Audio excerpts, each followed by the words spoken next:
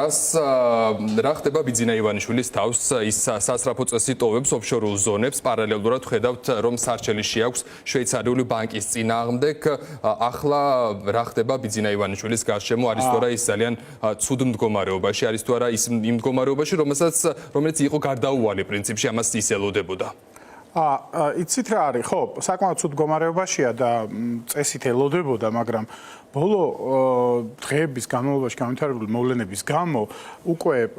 ცოტა ალოგიკურია შეიძლება მაგრამ ცოტა უკვე ეჭვშემეპარა ელოდებოდა თუ არა ამ ყველაფერს მაგალითად ეკატერინა ხვედელიძემ გუშინ დაარსა ახალი სააქციო საზოგადოება უტა ივანიშვილი იფორმებს აქტივებს გუშინ წინ შეიძლება იმის წინ მაგრამ რა მნიშვნელობა აქვს იაპონიიდან იმიტომ რომ ისე ჩანს რომ თითქოს ბოლომდე მზად არ იყო ან ბოლომდე არ ჯეროდა რომ დაასანქცირებდა დასავლეთი იმიტომ რომ ეხლა გადმოაქვთ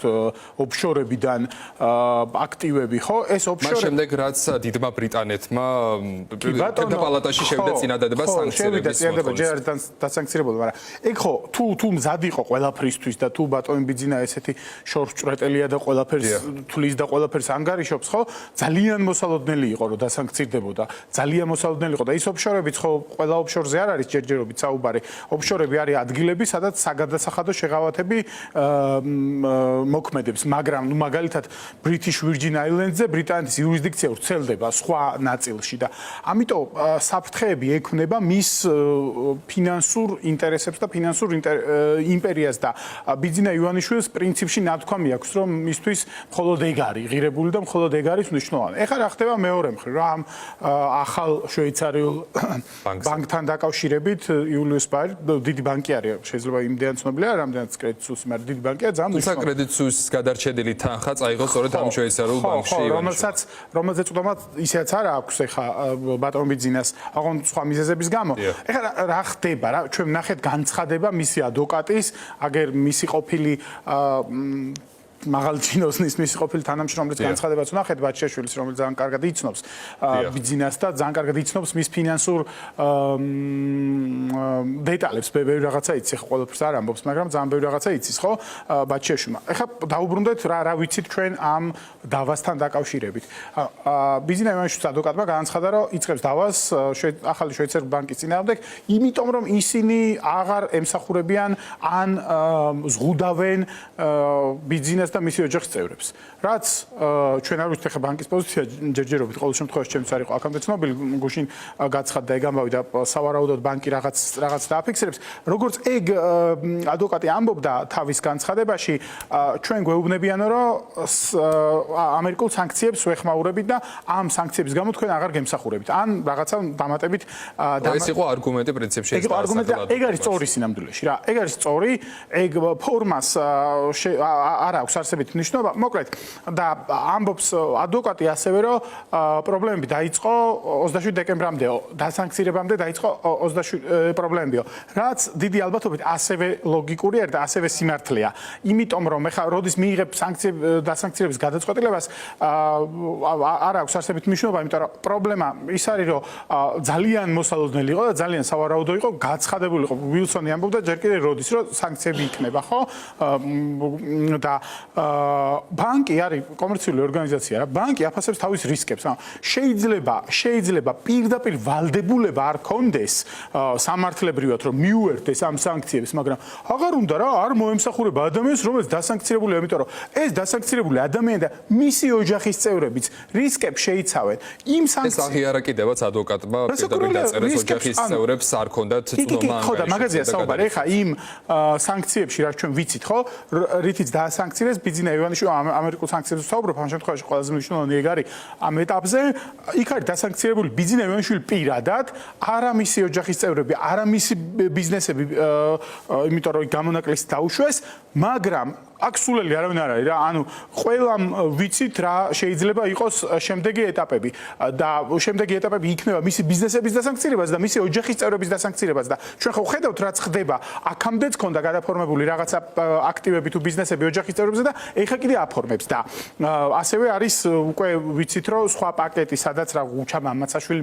მოხდება და სხვა ოჯახის წევრები ეკატერინა ხვედელიძეც თუ ეკატერინა ივანიშვილი არის ბოლო პერიოდში მათ შორის ხო და ბანკი სულ რო არ იყოს აი მართლა სულ რო არ იყოს სამართლებრივად ვალდებული რომ შეუერთდეს ამ სანქციებს უბრალოდ აღარ მოემსახურება და ეს უბრალოდ ერთ ბანკზე აღარ არის რა ბიძინა ივანიშვილი ბიზნესში ხდება კეთროვანი და აღარ მოემსახურებიან სხვა დასავლური ბანკები აღარ მოემსახურებიან მისი ოჯახის წევრებსაც და რა თქმა უნდა პრობლემები ხდება საშიში მასთან პარტნიორობა თანამშრომლობა სარისკო რა მინიმუმ ეხა გასაგებია რომ რუსი ოლიგარქი არის აქამდეც იყო და შეიძლება მაინც და მაინც კაიკაცობით არ ქონოდა იმ რუსეთში ფული ნაშოვნი და ეგრე ქონდათ სხვა ოლიგარქებსაც მაგრამ ეხა რაც ხდება ბიძინა ივანიშვილი არის დასანქცირებული ბიძინა ივანიშვილი დასანქცირებული არის რუსეთთან თანამშრომლობისთვის ბიძინა ივანიშვილი არის დეკლარირებული რუსეთის აგენტი, ანუ რუსეთის ინტერესების გათვალისწინებით ძირს უთხრის დემოკრატიას ქვეყანას. ეგ არის ძალიან მნიშვნელოვანი ამბავი რა. ძირი გამოუთხარა ბიძინა ივანიშვილმა ქართულ დემოკრატიას რუსეთის ინტერესების გამო. ეგ წერია იმ განცხადებაში, რითიც დასანქცირდა და ეს ახლა არის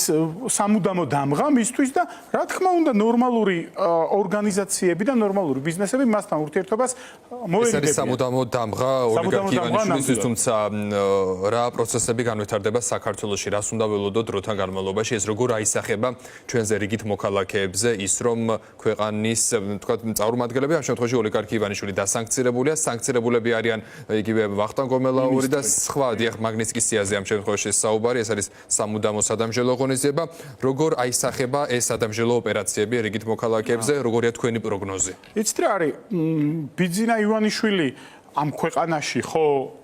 რიგითი მოქალაქე არ არის ხო დააფუძნა რაღაცა მოქალაქე და არ ხო მაგრამ არ არის რიგითი მოქალაქე ბიძინა ივანიშვილი მართავს ამ ქვეყანას ბიძინა ივანიშვილის მიტაცებული აქვს ხელისუფლების ყველა შტო სრულად პრინციპში ან მედიის გარდა რომელიც არაფორმალური ხელისუფლებაა გარკვეულწილად ყველაფერი აქვს მიტაცებული და მართავს ამ ქვეყანას შესაბამისად ბიძინა ივანიშვილის დასანქცირება მხოლოდ ეკონომიკური კუთხით რო შევხედოთ არის ძალიან მნიშვნელოვანი სიგნალი მთელი მსოფლიოსთვის ხო მეორე მხრივ ბიძინა ივანიშვილი ასევე მსხვილი ბიზნესმენია მსხვილი ინვესტორია ხა ის ეკატერინა ხვედელიძის სახელზე იქნება თუ უტა ივანიშვილის თუ უჩა მამაცაშვილის რა მნიშვნელობა ბიძინა ივანიშვილი არის ეს მისი ოლიგარქიაა და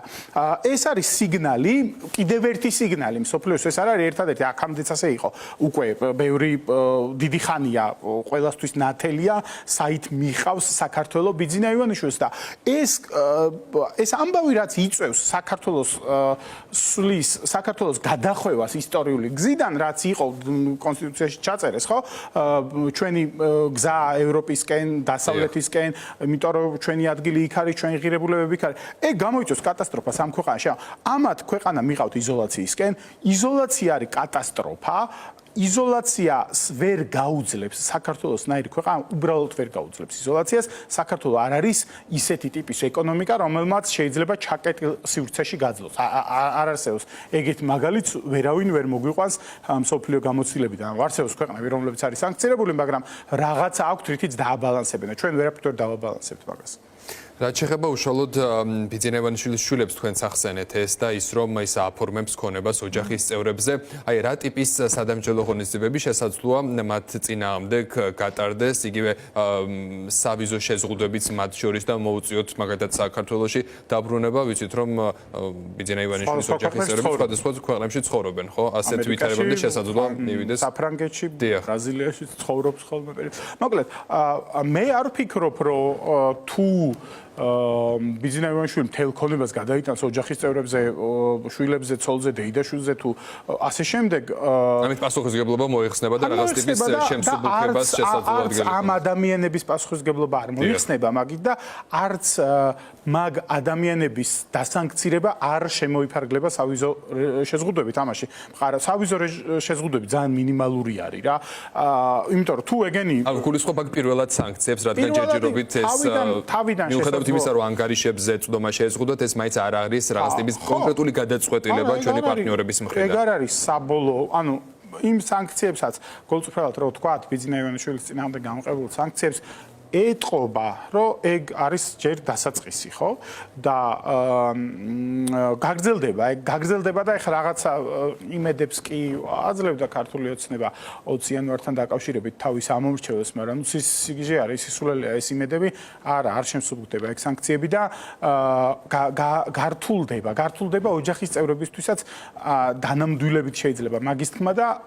მართლა არ მგონია რომ ეგ შემოიფარგლოს მხოლოდ სავიზორე შეზღუდვებით და მოგზაურობის შეფერხებებით და ასე შემდეგ, იმიტომ რომ თუ ისინი იქნებიან მნიშვნელოვანი აქტორები